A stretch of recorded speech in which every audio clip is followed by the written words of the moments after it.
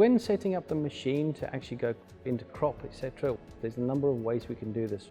We can adjust the machine for each part of the machine using the armrest, but if we go into crop here and we leave it on crop data, we can actually select the type of crop. So here we can select wheat, rye, barley, etc.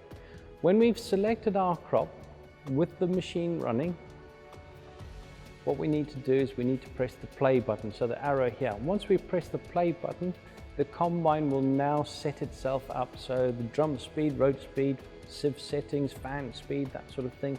Even the monitors, the loss monitors, etc., will all be set up as per that setting. So this here is a class setting. It's not necessarily your own personal one, but you can, if you want to, now adjust the combine, so fine tune it.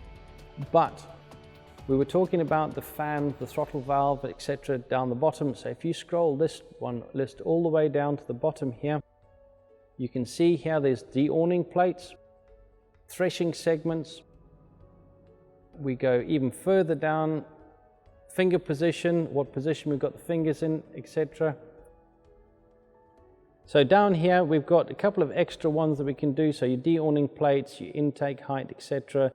The wind boards, so there's those lower wind boards, the two boards on the bottom to adjust the angle of this air. And then as well we have the wind duct restrictor, so that's the throttle valve that we have in the actual fan there. So quite a number of extra settings that would have to be done manually.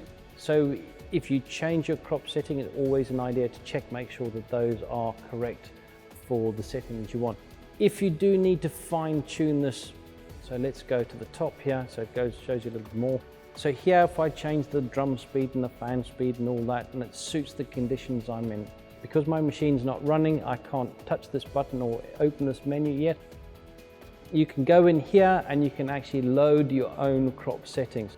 So what you can do is go in there, and now what you do is save it as a different crop type. So it can be wheat, so you started off with wheat and now you've adjusted everything else. So go in there and save those settings, so next season when you come to do that particular crop, wheat, barley, whatever, you now have your own personal settings. So do give it your own name that you want.